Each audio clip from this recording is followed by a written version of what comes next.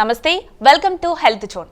BP, sugar, thyroid ఇవన్నీ జబ్బులు కావు, స్వయంగా మనం చేసుకున్న పొరపాట్లే అని పదే పదే చెప్పే వ్యక్తి ప్రకృతి వరంప్రసాద్ గారు.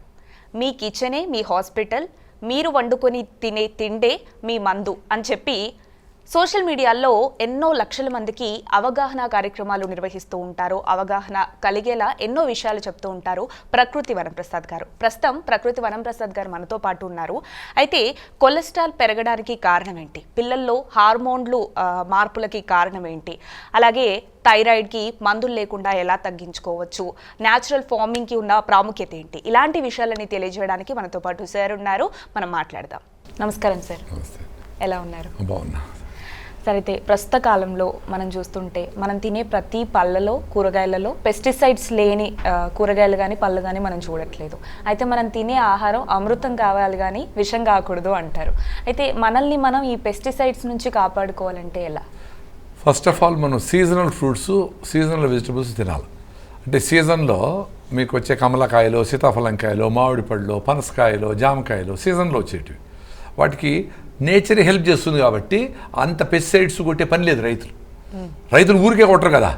పెస్టిసైడ్స్ ఎందుకు కొడతారు? అన్సీజనల్గా పండించాల్సిన అవసరం వచ్చినప్పుడు ఆ గ్రేప్స్కి అన్సీజన్లో వచ్చే గ్రేప్స్ చూడండి ఏడుస్తూ ఉంటాయి, విపరీతమైన మందులు కొడతారు.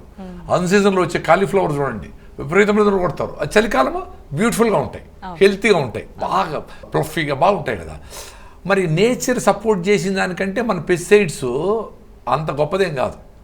పెస్టిసైడ్స్ ఓకే, ఇప్పుడు ఉండే ఫుడ్ డిమాండ్కి దాన్ని సరిపోయేట్లుగా లేదు కాబట్టి పెస్టిసైడ్స్ కొడతా ఉంటారు.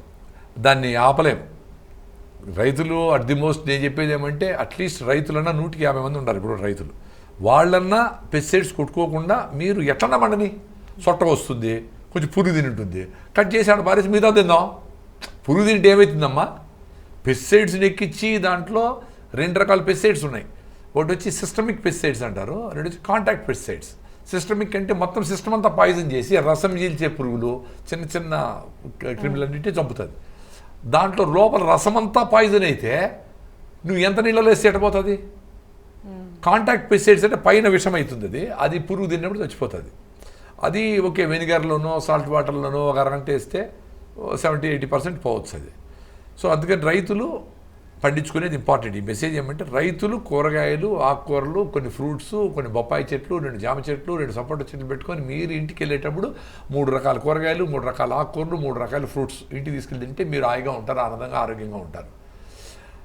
మిగతా వాళ్ళకి నేను చెప్పేది ఏమంటే ఏ సీజన్లో వచ్చి బయట ఎక్కువ కనపడతా ఉంటాయో అవి తినండి.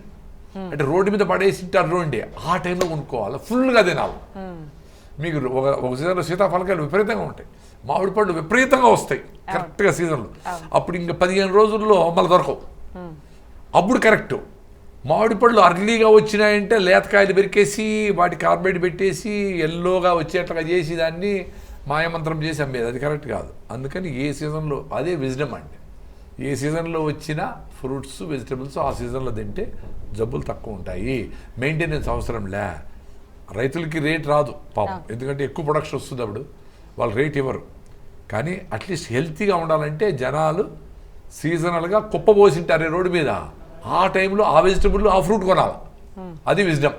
సో అట్లనే ప్యాకేజ్డ్ ఫుడ్స్ ఎక్కువ చూస్తున్నాం సార్ మనం ఇప్పుడు. అట్లనే రిఫైన్డ్ ఉత్పత్తులు కూడా ఎక్కువగా ఉంటున్నాయి. అయితే వీటి నుంచి మన శరీరాన్ని ఫుడ్ పాయిజన్ అవ్వకుండా కాపాడుకోవాలంటే తినకూడదు కదా, మీకే తెలుసుగా. ఇప్పుడు మనం మాట్లాడుకోవటవన్నీ అందరికీ తెలుసమ్మా.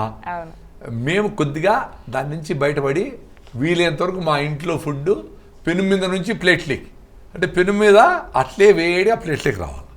మళ్ళీ దాన్ని హాట్ ప్యాక్లు కూడా ఇవ్వకూడదు.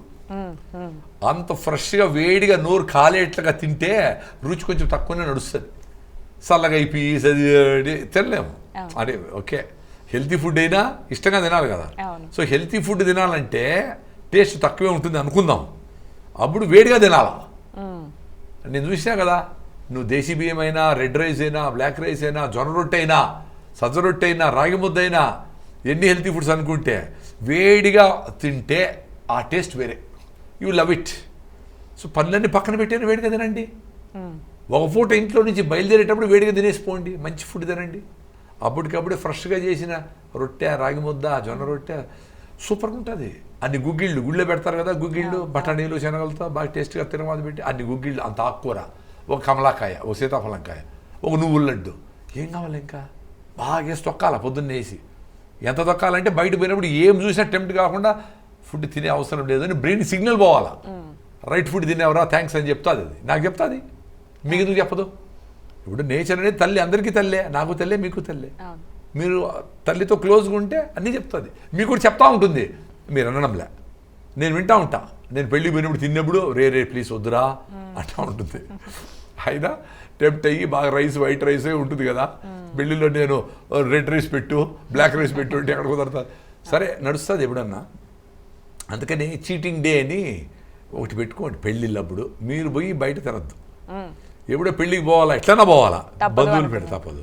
అప్పుడు పోయినప్పుడు మంచిగా ఉలవచారు వేసుకొని, వేపుళ్ళు కాకుండా ఇంకేదో మీకు నచ్చిన వెజిటబుల్ కర్రీ వేసుకొని అవి అట్లా బాగా ఎక్కువ క్వాంటిటీ అది తినేయండి. అప్పుడు స్వీట్లు వాటి మీద తక్కువ తినండి. మరి అప్పుడు నా వీడియోలు చూసి ఏది ఏడుపు ఇన్ని చెప్తానని అనుకోవద్దు. మీరు కూడా ఎంజాయ్ చేయండి, బట్ పాయిజన్ తక్కువ తినండి. ఇప్పుడు స్వీట్ పాయిజన్ నాకు తెలుసు, కానీ నేను తింటా కదా స్వీట్లు. పెళ్ళికి పోయినప్పుడు తింటా డబడబడ. అప్పుడు చెంపలు వేసుకుని మళ్ళీ పొద్దున్న పరిగెత్తా 6 కిలోమీటర్లు 8 కిలోమీటర్ రన్నింగ్ చేసి దాని అంతా డ్రై చేసుకుంటా మళ్ళీ మాది. అందుకని నడిపిస్తూ ఉంది నాకు నేచర్. తల్లిలాగా నువ్వు తిన్నా అబ్యూజ్ చేసినా ఓకే, హైవేలో పోతా ఉంటామా, ఎప్పుడన్నా గుంటలో పడితే ఓకే, ఎప్పుడు గుంటల్లో ఉంటే జాయింట్ ఇరిగిపోతాయి. సో రోజు పొద్దున్నే మీ ఇంట్లో కూడా ఇడ్లీలు, దోశలు, రైసు, 2 మినిట్స్ నూడిల్స్, ప్యాకెడ్ ఫుడ్లు అవన్నీ తీసుకొచ్చి రిఫైండ్ ఆయిల్, వేపుళ్ళు గీపుళ్ళు తినేసి తేపులు వస్తూ ఉంటాయి, అసిడిటీ ఎక్కుతుంది, మళ్ళీ మనకు బెళ్ళేసి చెప్పొద్దు నోరు మూసుకో అని. ఎట్లా అది చెప్తా ఉంది పాప, నాకు బాగాలేదు రాని. ఆ సిమ్టమ్ కూడా రానియకుండా మళ్ళీ ఒక ఓమేజ్ చేసి, ఆ కాళ్ళు నొప్పో పొట్ట నొప్పి అయితే మళ్ళీ ఒక పెయిన్ కిల్లర్ వేసి దాని ముఖాన నువ్వు నోరు మూసుకో మాట్లాడద్దు అని చెప్తే ఎందుకు చెప్తుంది బాడీ? మీకు కొన్ని రోజుల తర్వాత చెప్పదు. వస్తా థైరాయిడ్ పోయింది అంటారు, కిడ్నీలో స్టోన్లు వచ్చినాయి అంటారు. అప్పుడు వెళ్ళి డాక్టర్ దగ్గర పోతే కిడ్నీ డైమండ్లు తీసిస్తే మా డైమండ్లా అని తీసుకుంటా ఉంటారు, ₹1,00,000 పెట్టి. ఇవన్నీ ఒక్కసారిగా ఏం జరగవు, డ్యామేజ్ చెప్తా ఉంటుంది. తల్లి కూడా చాలాసార్లు చెప్తుంది కదా, అటు కాదు, ఇటు పోవద్దు, లేట్గా రావద్దు, బిన్నా పడుకోపోదని, ఇది తినద్దు అని చెప్పి విసిపి వదిలేస్తుంది. పెద్దవాళ్ళు అవుతారు మీరు, వినరు. వినకపోతే ఏం చేసేది? ఆ పని ఆమె చేయదు, పాత్రలు అడుక్కుంటా, వంట చేసుకుంటా, ఏదో గుణగుతూ ఉంటుంది. గట్టిగా చెప్తే వినరు ఎట్లా అని. అట్లా బాడీ కూడా చెప్పదు. అందుకని సడన్గా చచ్చిపోయినాడు, హార్ట్ అటాక్ వచ్చి కిడ్నీలో స్టోన్లు వచ్చినాయి అంటే అంతకు ముందర ఎప్పుడో పొట్టప్పు వచ్చి ఉంటుంది, పెయిన్ కిల్లర్ వేసి ఉంటావు సంవత్సరం ముందరే. నీకు ఎప్పుడో మెట్లెక్కినప్పుడు ఆయాసం వచ్చి ఉంటుంది, కానీ అప్పుడు ఆయాసానికి మందులో ఆ గ్యాస్ ఏదో కొట్టుకుని ఉంటావు. అంటే రియల్గా హార్ట్ నిలిచిపోయేదానికి 5 ఏళ్ల ముందరే చెప్తుంది, నా వల్ల కావడం లేదురా, నువ్వు అసలు ఎక్సర్సైజ్ లేదురా, నువ్వు అసలు నడవడం లేదురా, నేను ఎట్లా పంప్ చేసేది, ఇంత బ్లడ్ పంప్ చేయాలి కదా అని చెప్తుంది. వినడంలే. వింటే అందరికీ ఒకటే రకంగా చెప్తుంది. ఎవరు ఏ కులము, ఏ మతము, ఎవరు గొప్ప లేదు, తక్కువ లేదు తల్లికి, అందరికీ చెప్తుంది. మీరు కళ్ళు మూసుకొని 1 నిమిషం ఆలోచించాలి ఏం జరుగుతుంది నా లోపల అని. అంతే. నాకు 1 వీక్ నుంచి థ్రోట్ ఇన్ఫెక్షన్ ఉంది. అరే ఇవి ఇంటర్వ్యూలన్నీ కూడా ఎట్రా అనుకున్నా, పాపం తల్లి రెడీ చేసింది. పో నువ్వు మంచి పని చేస్తావు కదా, పో రెడీగా. రాత్రంతా జర్నీ చేసి వచ్చిన, పొద్దున్నే ఒక ఇంటర్వ్యూ, ఇంకొక ఇంటర్వ్యూ, ఇప్పుడు 3. అవి ఇంపార్టెంట్ కదా ఇప్పుడు మనం మాట్లాడుకునేటివి. కాబట్టి ఎనర్జీని ఇస్తుంది నేచరు.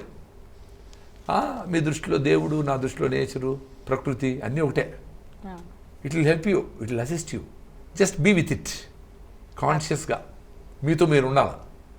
అదే రమణతత్వము. రమణ మహర్షి చెప్పిన నిన్ను నువ్వు తెలుసుకో. ఓషో చెప్పిండేది know yourself. Jiddu Krishnamurti గారు చెప్పిండేది నిన్ను నువ్వు అబ్జర్వ్ చెయ్యి. తనేదో పెద్ద భయంకరంగా ఈ థాట్ వచ్చేసింది అనేది ఏం లే.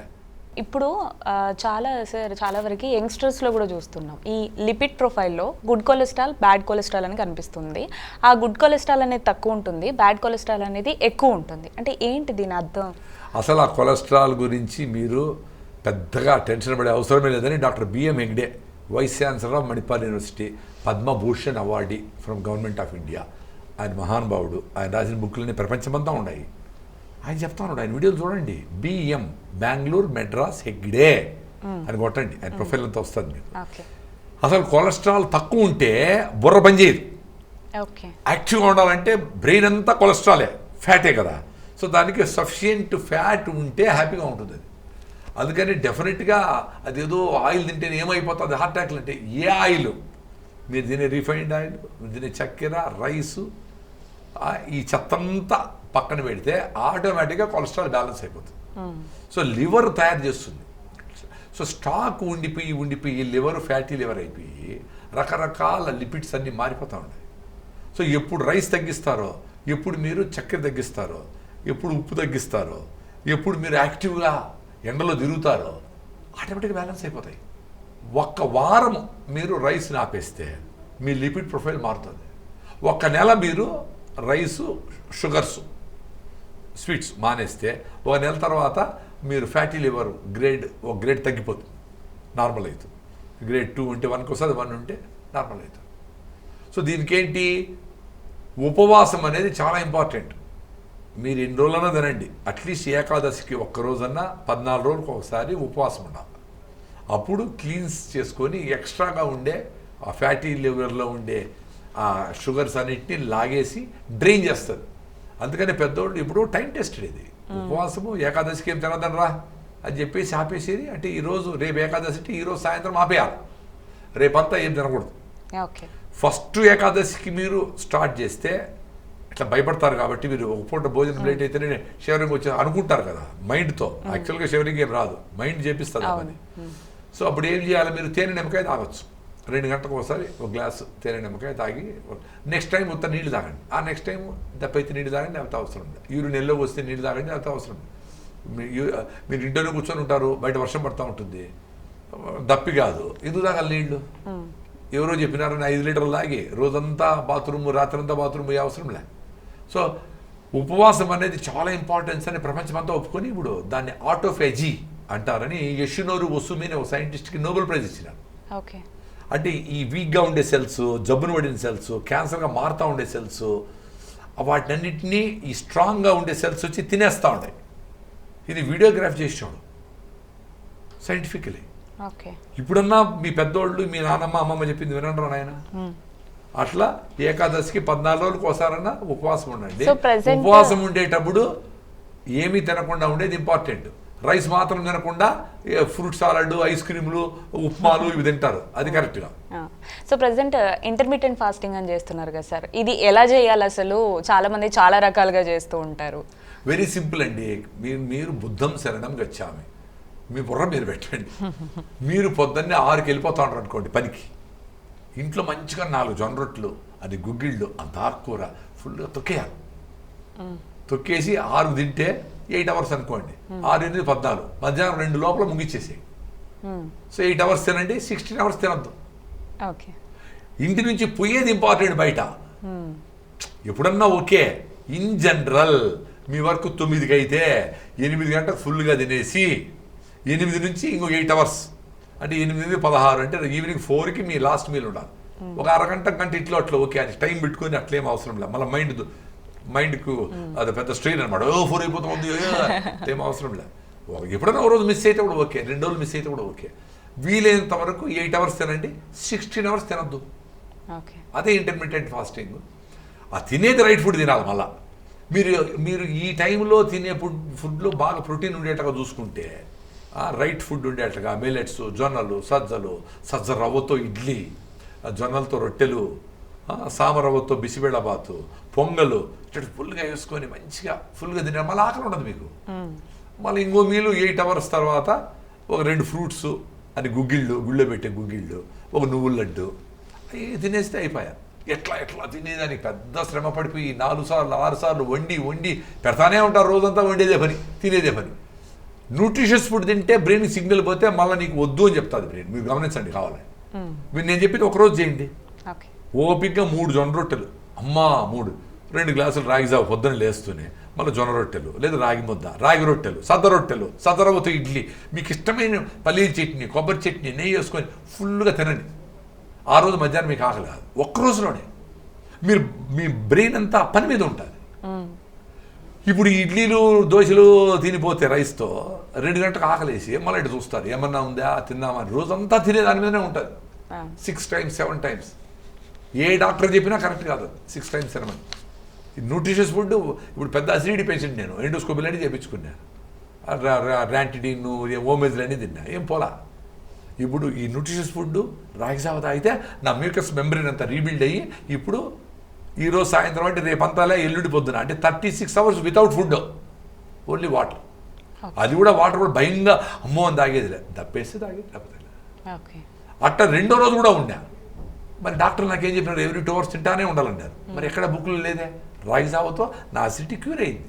అందుకే రాగులు రాగులు రాగులు రాగులు అని కొట్టుకునేది.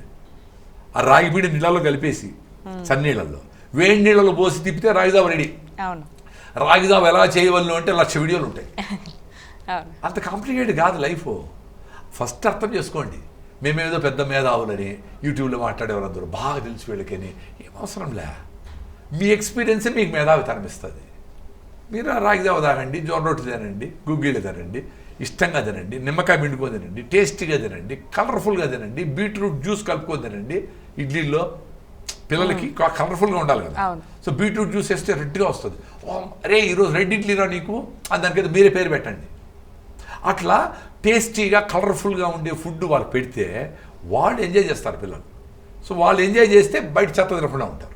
సో ఈ రుమటాయిడ్ ఫ్యాక్టర్ ఉన్న వాళ్ళు క్యారెట్ జ్యూస్ తాగితే ఏమన్నా ప్రాబ్లం అవుతుందా సార్? ఏమి కాదమ్మా. ఆ క్యారెట్ ఏ న్యాచురల్ ఫుడ్ ఏమి తిన్నా ఏమి కాదు, నేను గమనించిన. సో ఏది యాంటీ ఫుడ్స్ అట్లాంటిది కూడా ఏమి లేదు. మీరు తినే ఫుడ్లో కెమికల్స్ లేకుండా చూసుకోవడం వీలైతే అది ఇంపార్టెంట్, చాలా ఇంపార్టెంట్.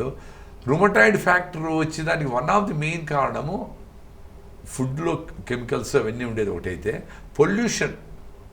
ఎక్కువ పొల్యూషన్ దగ్గర మీరు రోజంతా పనిచేసి రాత్రి కూడా అక్కడే పడుకుంటే ఆ డెఫినెట్గా మీ ప్యాంక్రియాస్ దెబ్బతిని షుగర్ వచ్చాక దానికి కూడా వన్ ఆఫ్ ది కారణం అనేది. హార్ట్ బ్లాక్స్లు మొదలుకొని చాలా వాటికి ఎయిర్ పొల్యూషన్ ముఖ్యమైన కారణం. సో నైట్ టైం 8 hours అన్నా మీరు ఊరికి బయటకి దూరంగా ఎక్కడైనా ఇల్లు తీసుకొని, మీరు జూబ్లీ హిల్స్లో అంటే ఎవరికన్నా బాడీకి ఇచ్చేయండి. వాడు 2 లక్షల ఇంట్లో ఉండి వాడి సాగు వాడికి వస్తాడు. మీరు 10,000 20,000 ఇచ్చి ఊరి బయటకు వెళ్ళి మెట్రోలో లాస్ట్ స్టేషన్కి వెళ్ళి అక్కడ మంచిగా ఒక 10 కమ్యూనిటీ తక్కువ ఇండి ఉండే దగ్గర ఉండండి. మంచిగా రాత్రంతా స్పెండ్ చేయండి. వీలైతే మీరు డాబా మీద 4 కూరగాయలు ఆ కూరలు పెట్టుకొని మిద్దె తోటలో పెట్టుకోండి. 2 బొప్పాయి మొక్కలు వేసుకుంటే మంచి బొప్పాయి ఈజీగా వస్తుంది, ఫ్రూట్ మంచి ఫ్రూట్ యాక్చువల్గా. సో అవి పెట్టుకొని తినండి, ఆరోగ్యంగా ఉండండి. సో ఇప్పుడు కొత్తగా అంటే పొద్దున్న లేవగానే వాటర్లో పసుపు వేసుకొని తాగుతున్నారు సార్, ఇది ఎంతవరకు యూస్ఫుల్గా ఉంటుంది? మంచిదే. అంటే టీ బదులు పసుపు నీళ్ళు తాగితే మంచిదే. ఒకే పసుపు కాకుండా జీలకర్ర వేసి 2 రోజులు తాగండి, మెంతులు వేసి 2 రోజులు తాగండి, కొత్తిమీర వేసి 2 రోజులు తాగండి, పుదీనా వేసి 2 రోజులు తాగండి. టీ కాఫీ మానేస్తే ఏదైనా మంచిదే. టీ కాఫీ ఎందుకు మానేయమంటా ఉన్నానంటే, ఇప్పుడు పసుపు నీళ్ళు తాకపోయినా నీ మైండ్ అడగదు. పసుపు నీళ్ళు తాగు అని అడగదు. అదే టీ తాగలేదు అనుకో మైండ్ అడుగుతుంది, సిగరెట్ అడుగుతుంది, డ్రింక్స్ అడుగుతుంది. అందుకని అడిక్టివ్ ఇన్ నేచర్ ఉండేది కాబట్టి టీ కాఫీ నీ బ్రెయిన్లో ఉండే రిసెప్టార్స్ డ్యామేజ్ అవుతాయి.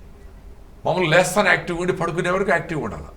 మీకు ఈ టీ కాఫీలు సిగరెట్లు మందు అలవాటు ఉండేవాళ్ళు చూడండి, ఆ టైంకి అది పడకపోతే వాళ్ళ మైండ్ నాకు బుర్ర పని చేయలేదు, కాఫీ తీసుకురా నేను నాకు అదేంటి. ఒక కాఫీలో ఉండే కెఫీన్ నీ బుర్రలో ఉండే రిసెప్టార్స్ని కంట్రోల్ చేస్తుంది, which is not correct. Elasticity ఎప్పుడైతే మనం రబ్బర్ బ్యాండ్ లాగి వదిలితే సాగిపోతుందో అట్లా రిసెప్టార్స్ కాఫీలు టీలు తాగి సిగరెట్లు తాగి బ్రెయిన్ లేచి మళ్ళీ పడుకొని చిన్నగా బ్రెయిన్ డీజనరేటివ్ డిసీజెస్ అంటే డెమెన్షియా, పార్కిన్సన్స్, ఆల్జిమేర్స్, మతిమరుపు రోగాలు ఇట్లా షేక్ అయిపోయేది, న్యూరలాజికల్ డిజార్డర్స్ ఇవన్నీ వస్తాయి. సో అడిక్టివ్ ఇన్ నేచర్ ఉండేటప్పుడు మనం చెక్ చేయాలా, కనుక్కోవాలా. ఓ ఇది తాకపోతే నువ్వు పని చేయవా, కాబట్టి దాన్ని ఉతికి అది ఇంకా ఎక్కువ పని చేయించాలి బ్రెయిన్తో. తాగను అని చెప్పి వేడి నీళ్ళు తాగడము అది చేసి మీ మైండ్ మీ చేతిలో ఉండాల, దాని చేతిలోకి మీరు పోకూడదు. అదే లైఫ్ అంటే. సో వంట ఆముదం అంటే ఏంటి సార్? ఈ వంట ఆముదం ప్రత్యేకత ఏంటి? అంటే ఇంతకుముందు పిల్లల కోసం వాడేవాళ్ళు అని చెప్పి వింటూ ఉండేవాళ్ళం కదా, దీని ప్రాముఖ్యత ఏంటి? ఇది టైం టెస్టెడ్ అండి. వంట ఆముదం అనేది యాక్చువల్గా ఈ రీసెంట్ డేస్లో దాని మీద బార్బరా ఓనీల్ అని ఒక ఆస్ట్రేలియా నుంచి వచ్చిన ఒక సైంటిస్ట్ ఒక ఆమె దాని మీద ఎక్కువ మాట్లాడుతాం. అంటే కాట్రాక్ట్ కూడా పోతుందని, ఎన్ని bumps in the fatty lumps వస్తాయి, లైపోమా అని గడ్డలు వస్తాయి, ఎమకలు కొంచెము ఈ మెడాల దగ్గర పెరుగుతుంది, వాటికి కూడా ఈ క్యాస్ట్రాల్లో గుడ్డలో అద్ది వేసి ప్లాస్టర్ వేసేస్తే చిన్నగా కరిగిపోతుంది. సో ఇంటర్నల్గా కూడా ఒక 1 రోజులు ఒక స్పూను ఈ వంట ఆముదం ఎందుకంటామంటే ఆముదాన్ని వండాల, బాయిల్ చేయాలి, అప్పుడే దాంట్లో ఉండే టాక్సిన్స్ పోతాయి. నార్మల్ గానిగా ఆముదం తలగ పెట్టుకోండి, ఇట్స్ ఓకే. బట్ ఇంటర్నల్గా తీసుకోవాలంటే వండిన ఆముదమే తీసుకోవాలి. దానికి ఒక ప్రాసెస్ ఉంది. వండేదే ఒక పెద్ద టెక్నిక్. ఆ కమ్యూనిటీ వాళ్ళు బాగా వండి బాగా కాల్చి కింద తీసేసి అదంతా నురగంతా తీసేసి అట్లా చేసేవాళ్ళు. ఆ ప్రాసెస్లో చేసిండేది ఒక 1 నెల రోజులు భోజనం ముందర ఒక స్పూన్ తాగేసి నైటు చేస్తే మీ స్కిన్ గ్లో వచ్చే కాడి నుంచి మొదలుపెట్టి 614 డిసీజెస్కి అది సొల్యూషన్ ఉంది అని చెప్పి డాక్టర్ మధుకర్ దామా అనే ఆయన ఒక బుక్ రీసెంట్గా కలిసిన ఆయన జైరాబాద్ దగ్గర ఉంటారు. ఆయన వైఫ్ 2 పిల్లలు పెట్టుకొని అడవిలో 1 ఎకరాలో వ్యవసాయం చేసుకుంటా అక్కడే ఉన్నాడు. ఆయనే చేస్తాడు, ఆముదం కూడా వండుతాడు. అద్భుతమైన వ్యక్తి ఆయన సైంటిస్ట్. వదిలేసి వచ్చేసి కాయకమే కైలాస అంటే పని చేసేదే దేవుడు అని నమ్ముతారు కదా. బసవతత్వం 12th సెంచరీలో చెప్పినాడు ఆయన, బసవేశ్వర అని ఒక ఆయన కర్ణాటకలో.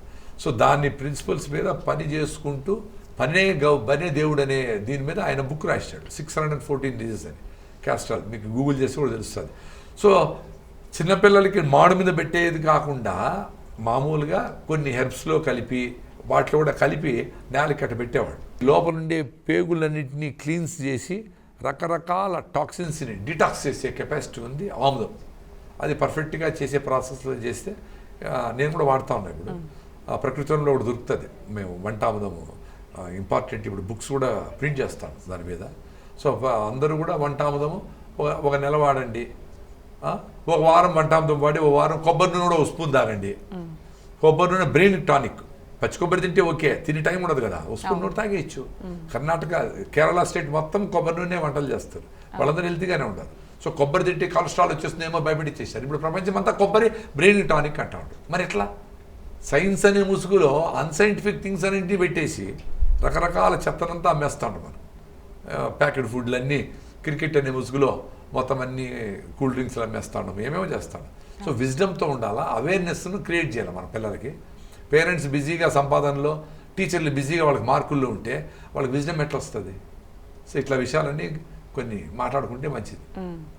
సో ప్లాస్టిక్ బాటిల్లో తాగే నీళ్లు మంచినీరు కాదు, ప్లాస్టిక్ నీరే అని చెప్పి మీరు చాలా సందర్భాల్లో చెప్పారు. అయితే దీనికి ప్రత్యామ్నాయం అంటే ఏంటి సార్? Very simple. మట్టి పాత్రలు తెచ్చుకుంటే స్టీల్ పాత్రలు, ఇప్పుడు 100 రూపాయలు కూడా స్టీల్ బాటిల్ వస్తుంది. పోతే ఫోన్లే 100 రూపాయలు ఇంకోటి కొనుక్కుంటాము. స్టెయిన్లెస్ స్టీల్ బాటిల్ చాలా చీప్ అయిపోయినాయి ఇప్పుడు, ఎక్కడ చూసినా ఉన్నాయి. దాన్ని పెట్టుకోండి. నేను ఇదో చూడండి, ఇప్పుడు నేను తెచ్చుకున్నాను ఆ స్టీల్ బాటిల్. నేను మీరు ఏదో తాగేదానికి ఇక్కడ బాటిల్ పెట్టినారు, అస్సలు వాడినది. ఈ బాటిల్లో ఉండే నీళ్ళని తాగేసి మీకు 20 లీటర్ల క్యాన్ ఉంటుంది కదా, ఆ క్యాన్లో ఉండే నీళ్లు పట్టుకొని మళ్ళీ తాగుతా. సో ప్లాస్టిక్ బాటిల్ వాడను, టిష్యూ వాడను, ఉడతా భక్తిని శ్రీరామునికి ఉడతపోయి కొంచెం ఏదో ఇసుక వేస్తూ ఉంటే అట్లా ఏదో నా వల్ల అయింది నేను చేస్తా, నాకు తృప్తి అది. నేను దీనివల్ల గ్రేట్ అని నేనేం అనుకోవడంలే, నా మనసుకు తృప్తి కాబట్టి పని చేస్తూ ఉంటాను నేను. సో ఇది పట్టుకుంటా, దీంట్లో పట్టుకొని ఎక్కడ ఉన్న 20 లీటర్ల క్యాన్ ఉంటాయి కదా, అవి పట్టుకొని వెళ్తే అయిపోయా. ఏ ప్లాస్టిక్ బాటిల్ పారేస్తూ ఉంటే ఎన్ని బాటిల్ని తీసుకుంటే అది భూమాత సీతాదేవిలాగా చాలా ఓపిక ఉండేది అనుకుందాము. ఎంత తట్టుకుంటుంది అది మాత్రం, మొత్తం అంతా పొల్యూషన్ అయిపోయింది. సో ఈ ప్లాస్టిక్లు తయారు చేసేటప్పుడు ఈ బాటిల్ హీట్ ప్రాసెస్లో ఎక్స్ట్రూడ్ చేసి ఇంత చిన్న ముద్దలాగా ఉండే ప్లాస్టిక్ నుంచి బాటిల్ తయారైంది. సో ఆ హీట్ ప్రాసెస్ లోపలంతా ప్లాస్టిక్ మైక్రో నానో పార్టికల్స్ ఉంటాయి కదా, లేదనే దానికి లేదు. ఎవరు నీట్గా కడిగి లోపల మళ్ళీ నీళ్ళు పట్టరు. ఫ్రెష్ బాటిల్ లక్షలు తయారు చేస్తారు, అటు తోస్తారు, వాటిని పెట్టేస్తారు, పోతూ ఉంటాయి, ఫిలప్ అవుతూ ఉంటాయి, వస్తూ ఉంటాయి. సో దాంట్లో ఉండే ప్లాస్టిక్ నానో పార్టికల్స్ 1.6 lakhs నుంచి 3.5 lakhs వరకు ఉంటాయని చెప్పి టెస్ట్ కూడా అయింది. నానో పార్టికల్స్ అని టెస్ట్ చేయాలంటే హై లెవెల్లో టెస్ట్ చేసిన చెప్పినారు. సో అవన్నీ ఫ్రెష్ బాటిల్ అని ఫ్రెష్గా ఉంటున్నారు, ప్లాస్టిక్ పార్టికల్స్ తాగుతాడు. ఆ బాడీ కూడా పాపం డ్రైన్ చేస్తుంది, ఏదో చేస్తుంది. మేమేమి బయట ఏం తినమండి, మాకు కూడా క్యాన్సర్ వచ్చింది మా ఇంట్లో అంటే ఇవన్నీ కారణాలే కదా. దీనికి తెలీదు ప్లాస్టిక్ని ఏం చేయాలని బాడీకి. సీతాఫలంకాయని ఏం చేయాలని తెలుసు, నువ్వులు ఏం చేయాలని తెలుసు, అన్నీ తెలుసు, బట్ ఇది తెలియదు కదా. సో ఏం చేస్తుంది, దీన్ని ఎత్తుకుని లివర్లో దోసి పెడుతుంది. ఈ ప్లాస్టిక్ కణాలని డ్రైన్ అయిపోతాయి ఎక్కువ భాగం, 95-98% ఎంతో డ్రైన్. ఇంకా మిగిలిండేటివి ఇదేదో కొత్తగా ఉందే చూద్దాం అని చెప్పి లివర్లో ఎత్తి పెడుతుంది. లివర్లో ఏంటి, ఇదేదో బయట వచ్చి వచ్చిన ఫారిన్ బాడీ, ఇది నాకు తెలీదు, దీని మాలిక్యూల్ ఏంటివో అని ఎత్తి పెడితే దాని చుట్టూ గోడ కట్టుతుంది లివర్. అంటే ఇదేదో దీనికి సంబంధించింది కాదు, ఇదేదో చూద్దాం దీనికి. అది లీజన్స్ అంటాం. అక్కడక్కడ గడ్డలుగా ఏర్పడి చాలామందికి 50 ఏళ్ళ పైబడిన వాళ్ళకి లివర్ అల్ట్రాసౌండ్ చేస్తే గడ్డలు ఉంటాయి. అవన్నీ చెత్తే. అది ఫుడ్లో వచ్చిన చెత్తో పొల్యూషన్లో వచ్చిన చెత్తో అవన్నీ బయటకు డ్రైన్ చేయగా మిగిలిపోయిండేటివి లివర్ ఎత్తి పెట్టుకొని దాన్ని ఏమీ చేయలేక ఇది మనోడు కాదే అని ఇంట్లో పెట్టుకుంటే మీ ఇంట్లో శత్రువులు వచ్చి ఉన్నారనుకో వాడు రూమ్లో బేగం వేసినట్లు లోపల బేగం వేస్తుంది తాళం. మీరు బేగం అంటే మేము రాయలసీమలో బేగం అంటాం, మీరు తాళం అంటారు. దాని చుట్టూ గోడ కడుతుంది. అది అసిస్ట్ అనేటివి పర్మనెంట్గా ఉండిపోతాయి. అవి ఫ్యూచర్లో క్యాన్సర్గా మారడానికి ఛాన్స్ ఉంది. సో మనం చేసే డ్యామేజ్ ఇమీడియట్గా క్యాన్సర్ ఏమి రాదు. డ్యామేజ్ చేసి తొక్కి నలిపి చంపి బాడీని దాన్ని చాలా కష్టపెడితేనే అది పాపం లాస్ట్కి నవల కాదు అని చేతులు ఎత్తేస్తే అప్పుడు షుగరు, బీపీ, థైరాయిడ్, క్యాన్సర్ అదే ఇది అన్నీ వస్తాయి. Thank you so much sir. అంటే ప్రస్తుతం మనం అందరం చాలామంది ఫేస్ చేస్తున్న ఆరోగ్య సమస్యలకు కారణాలు ఏంటి, వాటికి సొల్యూషన్స్ ఏంటి అనేవి చాలా క్లియర్గా చెప్తున్నాయి. ప్రకృతి మనకి ఎంత బాగా ఉపయోగపడుతుంది మనం ఉపయోగించుకుంటే అనే దానికి చాలా చక్కటి ఉదాహరణలు తెలియజేశారు. Thank you. చాలా ఇంపార్టెంట్ ఏమంటే నేను చాలా ప్రాబ్లమ్స్ నేను చేసిన స్వామి నేను అని ఒక గురువు దగ్గర పోయి నేను జీవితంలో చాలా పొరపాట్లు చేశాను, ఇప్పుడు 100 ఎకరాలు అడవి పెంచాలనుకుంటాను స్వామి, ఏం చేయాలా చెప్పు అంటే, ఎక్కడ అడవి పెంచాలనుకుంటాడో నువ్వు అక్కడ అడుగు పెట్టద్దు నాయన, అడవి అదే తయారవుతుంది అంట. అడవి అదే తయారవుతుంది. అట్లా మీరు హెల్తీగా ఉండాలంటే ఏమి చేయకూడదు. ఏమి చేయకుండా ఖాళీగా ఉంటే, హ్యాపీగా ఉంటే, బట్టలు ఎక్కువ కొనకుండా, ఎక్కువ ఏదేదో కోసమనో ఎవరి కోసమనో ఎవరు గొప్ప అనిపించుకోవాలని పరిగెత్తకుండా, అందం కోసమో ఆరోగ్యం కోసమో ఇవి అవి ఏమి చేయకుండా సింపుల్గా మీ అమ్మమ్మ నాన్నమ్మ ఎట్లా బతికినారో అట్లా ట్రై చేయండి. ఒక వారం మీ హెల్త్ ఆటోమేటిక్గా వస్తుంది. ఏమి చేయకుండా ఉంటే ఆరోగ్యం వస్తుంది. Thank you so much sir. మీ విలువైన సమయాన్ని కేటాయించి ఎన్నో విలువైన మాటలు తెలియజేశారు. నమస్తే. మరి చూసారు కదా, ఇది ఇవాల్టి హెల్త్ జోన్. రేపటి హెల్త్ జోన్లో మళ్ళీ కలుద్దాం. అంతవరకు సెలవు. నమస్కారం.